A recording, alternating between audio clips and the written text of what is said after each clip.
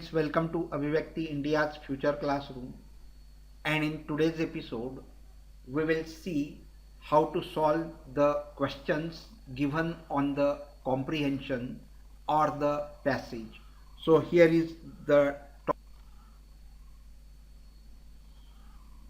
and under this comprehension test, this is the passage given to you.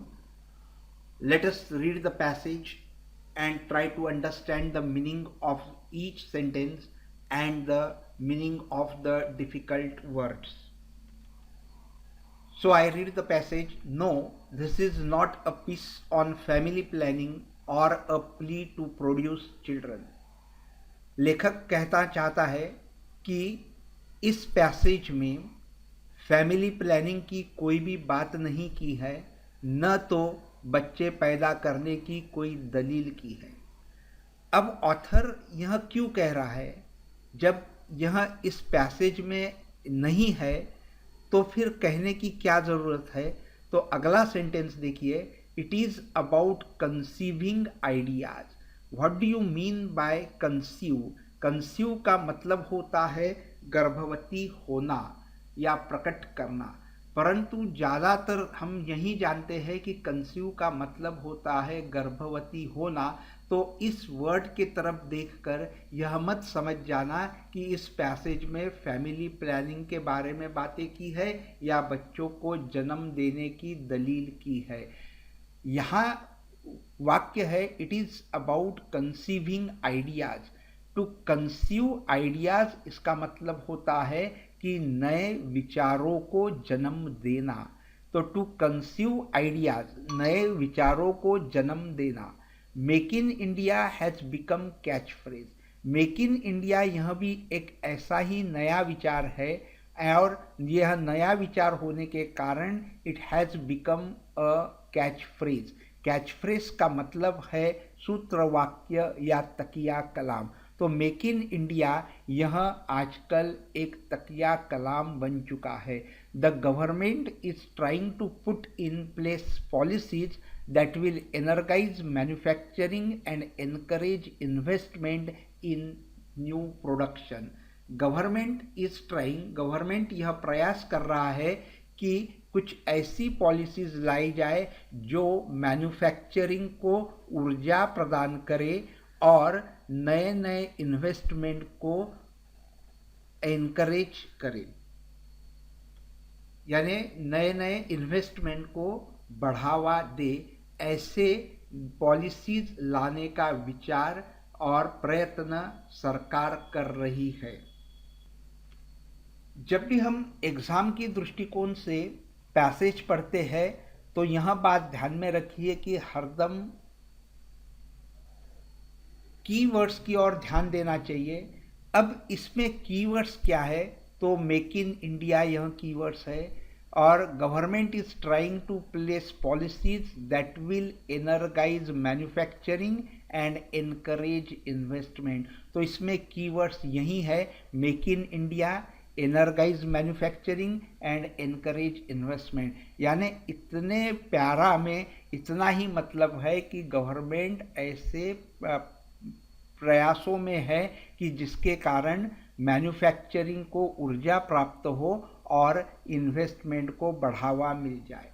अब अगला प्यारा देखिए, intense efforts are under way. Intense efforts का मतलब होता है अधिक प्रयास, अधिक प्रयत्न। Are under way, under way का मतलब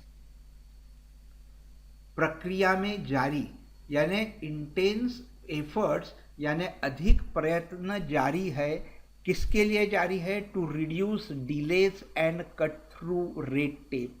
टू रिड्यूस डिलेज, जो काम में देरियां होती है उसमें कमी लाना, यानी जल्द से जल्द कोई भी काम का निपटारा हो जाए। And cut through red tape, red tape का मतलब होता है लाल फीताशाही, या तो उसका मतलब यह भी होता है अफसरशाही।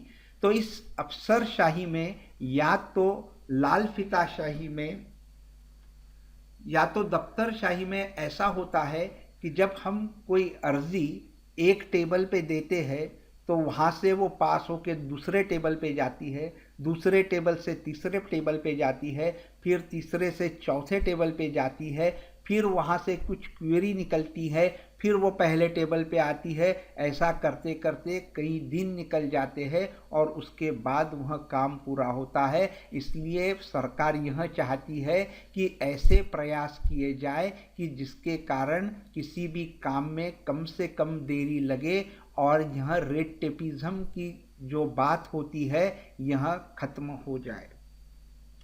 With the aim of taking India into the top 50 countries in ease of doing business index। अब यह क्यों कर रही है सरकार? इसलिए कि यह एम है सरकार का कि इंडिया पहले 50 कंट्री में आ जाए। कौन सी पहले 50 कंट्री में? जिसमें ईज ऑफ डूइंग बिजनेस का इंडेक्स होता है। ईज ऑफ डूइंग बिजनेस का मतलब यह होता है कि किसी भी देश में बिजनेस शुरू करने के लिए, कोई भी व्यवसाय शुरू करने के लिए कितने कम से कम दिनों में और कितने आसानी से परमिशन मिल जाती है, उसे ईज ऑफ डूइंग बिजनेस कहते हैं। और हम इस ease of doing business index में पहले 50 कंट्री में आना चाहते हैं। इसीलिए गवर्नमेंट यह प्रयास कर रही है कि यहाँ to reduce the delays and cut through the red tape. These steps and the context of large and rapidly growing domestic market are expected to boost manufacturing. These steps, यह प्रयास and the context of large and rapidly growing domestic market, और हमारा जो domestic market है वह बहुत बड़ा है और धीरे धीरे बहुत बढ़ रहा है और इस कारण हमारे मैन्युफैक्चरिंग को बहुत बड़ा बूस्ट मिल सकता है। अब इस पैरा में कीवर्ड्स कौन कौन से हैं? Reduce delays, cut through red tape and large and rapidly growing domestic market and ease of doing business। अब तीसरा पैसेज देखते हैं। Without question a large manufacturing base is a necessity for a country of India's size।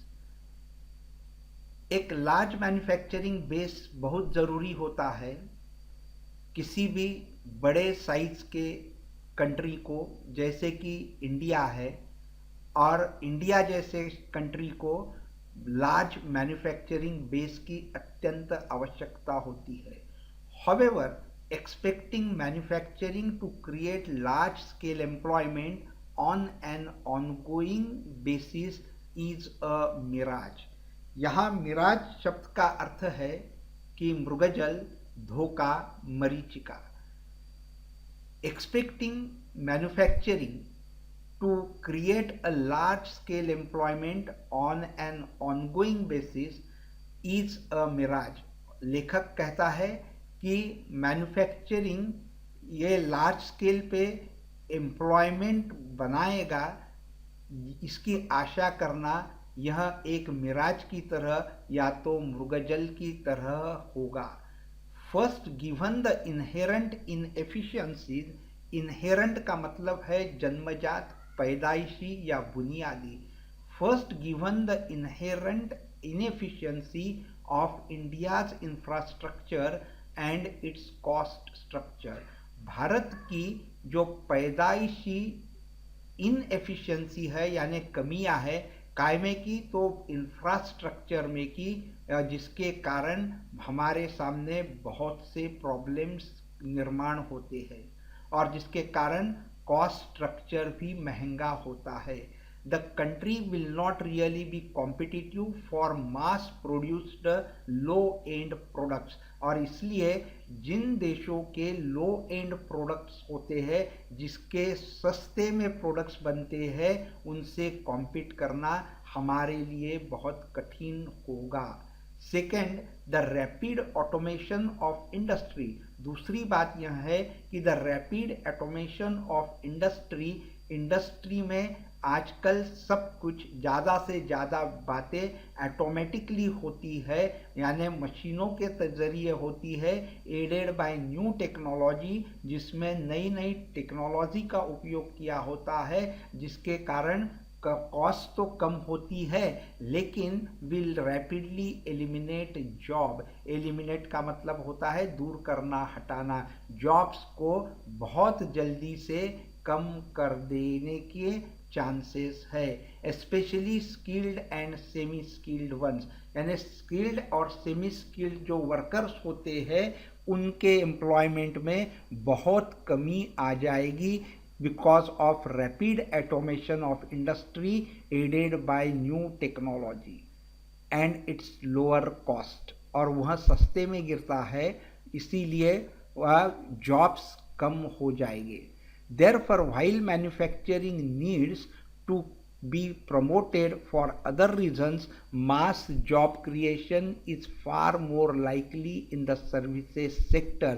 और अगर हमें मास job promotion चाहिए हो तो यहाँ सबसे ज़रूरी है कि हमने सर्विसेज सेक्टर की ओर ध्यान देना चाहिए। अब इस पैरा में हम कीवर्ड्स ढूंढेंगे तो पता चलता है कि इसमें कीवर्ड्स है कि लार्ज स्केल एम्प्लॉयमेंट, ये हमारे लिए एक मृगजल की तरह है, और दूसरा हमारे इंडियाज इंफ्रास्ट्रक्चर, यह इनएफिशिएंसी है। दूसरी बात यह है कि ये rapid automation of industry aided by technology, उसके कारण जॉब्स एलिमिनेट होंगे। In manufacturing, it is high-end area in which India has comparative advantage। Manufacturing का जहाँ तक के संबंध है, हाई एंड एरिया में इंडिया को ज़्यादा से ज़्यादा कंपैरेटिव एडवांटेज है। With an excellent combination of expertise, size of talent pool and cost of skills, India can be a magnet for high-tech manufacturing। Expertise हमारे पास है, टैलेंट पूल भी हमारे पास है, और कॉस्ट ऑफ स्किल भी सस्ती है, और इसका अगर हम अच्छे से उपयोग करें तो इंडिया हाई टेक मैन्युफैक्चरिंग में भी आगे बढ़ सकती है। एन अप्रोप्रिएट एस्पायरेशन, एस्पायरेशन का मतलब होता है लालसा, अभिलाषा। An appropriate aspiration in manufacturing might be to make India not the next China but the next Germany। और हम यहाँ अगर लालसा मैन्युफैक्चरिंग में रखेंगे तो ज़रूर हम चाइना तो नहीं लेकिन जर्मनी के बराबर हो सकते हैं। इवन दिस दो would be underselling India's potential to make in India even high value high tech products is to think too small। What then should be India's dream? Give our capability and natural advantages, it must be to conceive in India, to imagine and then design products in the country। फिर हमारे पास यह सारी capability है तो फिर क्या रखा है उसका उपयोग करें, और हम नए नए आइडियाज़ को जन्म दे, कंसेप्ट्स को जन्म दे, design that account for largest part of the value of a product. This is best exemplified by, यहाँ नीचे सारे एग्जाम्पल्स दिए हैं इन बातों को प्रूव करने के लिए, और ऐसे एग्जाम्पल्स का एग्जाम के दृष्टिकोण में कोई उपयोग नहीं होता। अब हम इस पैसेज पे पूछे हुए प्रश्न की ओर चलते हैं। पहला प्रश्न है, what steps are being taken to boost manufacturing. Manufacturing को बढ़ावा देने के लिए कौन कौन से स्टेप्स लेना ज़रूरी है। पहला बताया है डिलेज आर बीइंग रिड्यूस्ड, तो यह बात पैसेज में कही है कि काम होने के लिए देरी लगती है। कोई भी बिजनेस शुरू करना हो तो उस बिजनेस की परमिशन मिलने के लिए काफ़ी समय लगता है और वह इतना आसानी से नहीं मिलता। तो इसलिए यह समय कमी करना, ये टाइम लैग कम करना, ये बहुत महत्वपूर्ण है। Second, red tape is being cut through. Red tapism जो है, लाल फीताशाही जो है, उसे खत्म करना चाहिए। And new manufacturing industries are being set up. तो न्यू मैन्युफैक्चरिंग इंडस्ट्री सेटअप करने की ज़रूरत नहीं है। ऑथर का कहना है कि यह दो बातें ही महत्वपूर्ण है कि जो देरियाँ लगती है वही इम्पॉर्टेंट है, उसमें कमी लाना और रेड टेपिज्म को ख़त्म करना। तो आंसर होगा only A and B are correct. Only A and B are correct. अब हम दूसरे क्वेश्चन की ओर मुड़ते हैं। Find the incorrect statement on the basis of the given passage. Passage को ध्यान में रखते हुए नीचे 4 स्टेटमेंट्स बनाए गए हैं। उन 4 स्टेटमेंट्स में से कौन सा गलत है, और अगर एक भी गलत नहीं होगा तो फिर तुम्हारा 5वां ऑप्शन करेक्ट है, नन ऑफ दीज। तो पहला स्टेटमेंट है the government is reluctant to reduce time lag. Time lag का मतलब होता है समय का अंतराल। यह समय का अंतराल, यह जो बहुत समय लगता है कुछ भी काम होने के लिए, वह कम करने में सरकार असंतुष्ट है, सरकार उसके खिलाफ है। रिलक्टेंट का मतलब खिलाफ होना, असंतुष्ट होना। तो यह टाइम लैग रिड्यूस करने के खिलाफ सरकार है, ये स्टेटमेंट कहता है। तो क्या स्टेटमेंट में पैसेज में यह कहा है? पैसेज में कहा है कि गवर्नमेंट प्रयास कर रही है कि इस टाइम लैग को कम किया जाए, तो यह इसके खिलाफ नहीं है। तो पहला ही स्टेटमेंट गलत है। तो आगे के 3 स्टेटमेंट पढ़ के समय गवाया करने की ज़रूरत नहीं है। तो यह पहला ही स्टेटमेंट गलत है, इसलिए हमारा आंसर आएगा 1। अगला प्रश्न है according to the author which of the following sectors has the maximum potential of job creation. Author के अनुसार कौन सा ऐसा सेक्टर है जिसमें सर्वाधिक जॉब क्रिएशन के चांसेस है, पोटेंशियल है। ऐसा कौन सा सेक्टर है जिसमें सबसे ज़्यादा जॉब क्रिएशन हो सकते हैं? तो हमने देखा कि मैन्युफैक्चरिंग सेक्टर में जॉब क्रिएशन ज़्यादा हो गई, यह एक मिराज बन के रह जाएगा, ऐसा ऑथर का कहना है। और ऑथर ने कहा कि सर्विस सेक्टर यह एक ऐसा सेक्टर है कि जिसमें ज़्यादा से ज़्यादा जॉब क्रिएशन के चांसेस है, इसलिए हमारा आंसर आएगा B, only B is correct.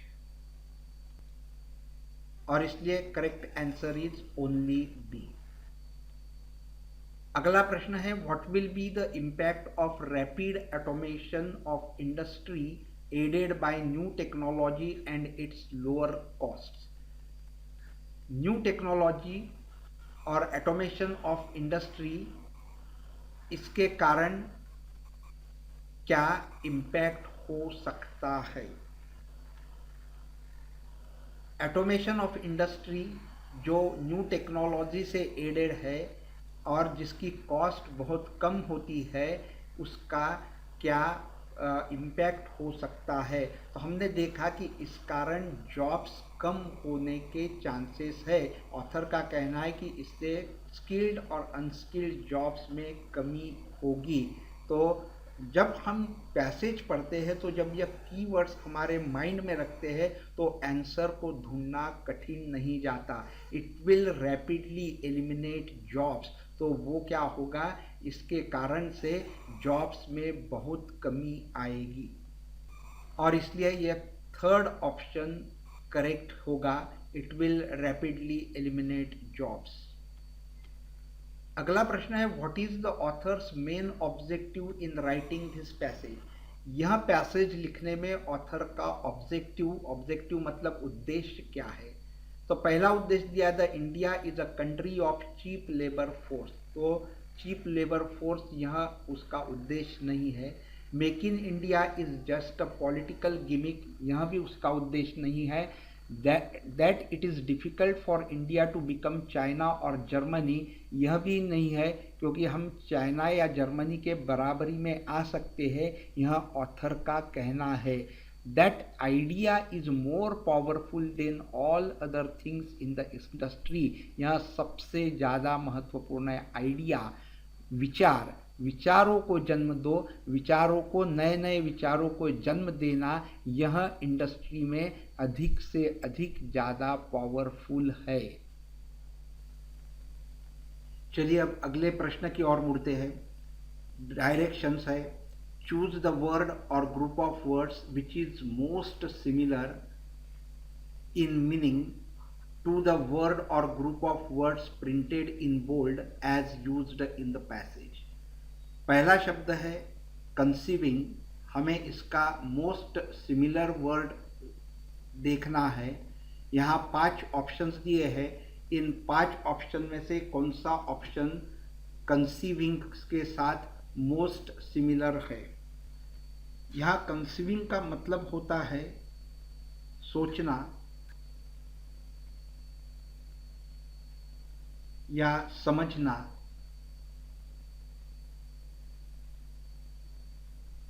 Neglect का मतलब होता है ध्यान न देना। अवॉइड का भी मतलब वही होता है ध्यान न देना। लूजिंग का मतलब होता है गुमना, और मिसिंग का भी मतलब वही होता है। अब बच गया परसीविंग।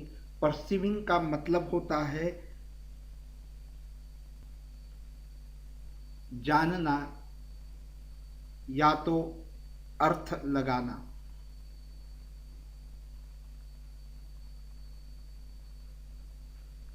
तो कंसीविंग का मतलब है समझना और परसीविंग का अर्थ है जानना या तो अर्थ लगाना, इसलिए कंसीविंग और perceiving this two are the most similar words. दूसरा वर्ड है underway.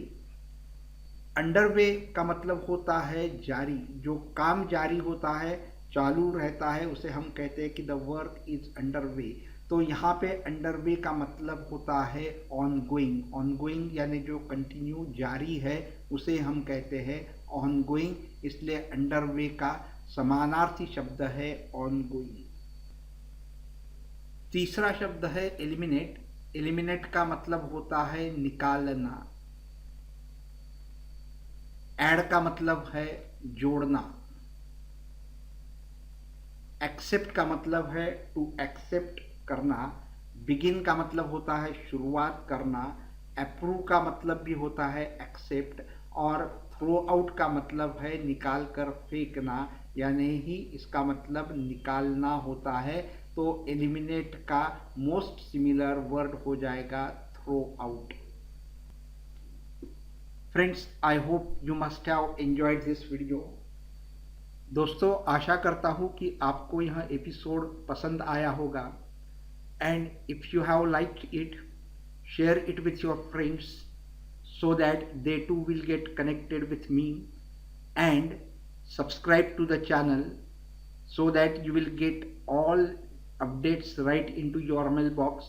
Thank you very much. Friends, here are few video suggestions for you. Go through these videos and share your comments through comment section so that it will be helpful to me, because your comments are always asset to us. Thank you very much.